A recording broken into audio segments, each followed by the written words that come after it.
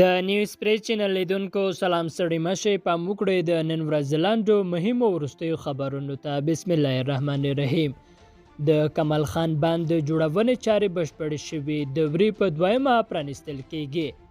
د افغانستان دولت وايي په نیمروز ولایت کې با کمال خان بند چې د جوړونې چارې بشپړې شوې را روانه دوشنبه د وری یا حمل پر دویمه په ځانګړو مراسمو کې پرانیستل شي.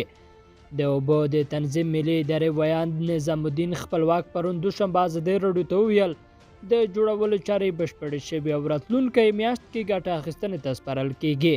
تر 200 میلیونه امریکایي ډالرو زیات لګښت ورباندې راغلی چې د 250 میلیونه متره مکعب اوبو د ذخیره کولو وړتیا لري او د دې ترڅنګ به 140,000 هکټاره کرنیزه ځمکه خړوبوي. کمال خان بند چې په چاربلک ولسوالۍ کې د هلمند پر سیند جوړ شوی د 9 میگا واټه برېښنا د تولید ظرفیت هم لري. د افغانستان دفاع وزارت له ګډو محاربوي ښوونیز مرکز 150 سرتیري فارغ شول. د افغانستان دفاع وزارت له ګډ محاربوي ښوونیز مرکز څخه 150 تنه سرتیري فارغ شول. دغه سرتیري چې 102 ښځینه او 955 تنه نارینه دي له 12 اونیو پوځي بنسټیزو زده کړو وروسته نن په کابل کې فارغ شول. د ملي دفاع وزارت د ستر درستیز د ارګان رئیس حبیب حاصري چې په دغه فرعت غونډه کې ګډون کړی و د دغو سرتیرو ترسره کړې زده کړې په اوسنیو شرایطو کې مهمه وبللې. دا په داسې حال کې ده چې د مهال د پلازمینې په ګډون یو شمېر ولایتونو کې امنیتي پیښو بیرته زور اخیستی دی او په وروستیو څو امنیتي پیښو کې ګڼو ملکیانو ته مرګ ژوبله اوښتې.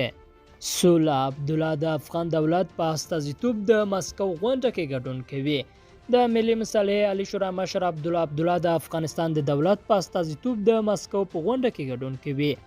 دغه غونډه را روانه پنجشنبه په مسکو کې جوړیږي. طالبانو هم پکې د خپل لس کسیز هیئت د ګډون کولو ډاډ ورکړی دی. افغان سوله خلیلزاد د مسکو غونډه کې ګډون کوي.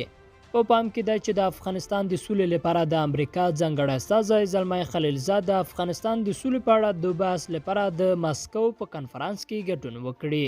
ولسمشر غني وایي طالبان د سولې پروسې د سبوتاژ هڅه کوي. ارګ په کابل، هرات او باغلان کې د وروستیو ماین چاودنو پړه پر طالبانو اچولې ده. لارګه په خبره شوې خبرپاڼه کې راغلي ترهګرو د خپلو جنایتونو په دوام د 3 جلا تروریستي بریدونو په پایله کې یو شمېر هیوادوالو ته مرګ ژوبله وړوله. خبرپاڼه کې د ولسمشر غني له قوله راغلي د ملکي خدماتو او عامه تاسیساتو پر کارکوونکو، ساتونکو او استادانو چې د هیواد د اولادونو په روزنه او تحصیل بوخت دي برید د اسلامي او بشري ارزښتونو خلاف جنایت ته او هیڅ توجیه نه لري. او ولسمشر غني یو ځل بیا د ټاکنو له لارې د واک پر لیک د ټینګار کړی. ولسمشر غني یو ځل بیا ویلي چې له ټاکنو پرته به هیڅ چاته هم واک پرېنږدي. نوموړي په بهرنیو چارو وزارت کې جوړه شوې غونډه ته په خبرو کې ویلي چې که طالبان سبا هم ټاکنو ته حاضر شي حکومت چمتو دی، خو په خبره یې له ټاکنو پرته خپل ځای ناستې ته د واک لیک د حاضر نه دی. لیدونکو دا د نن ورځ لاندو مهم خبرونه چې مو اورېدل، تر بیا ښې چارې لویه لا مو مل.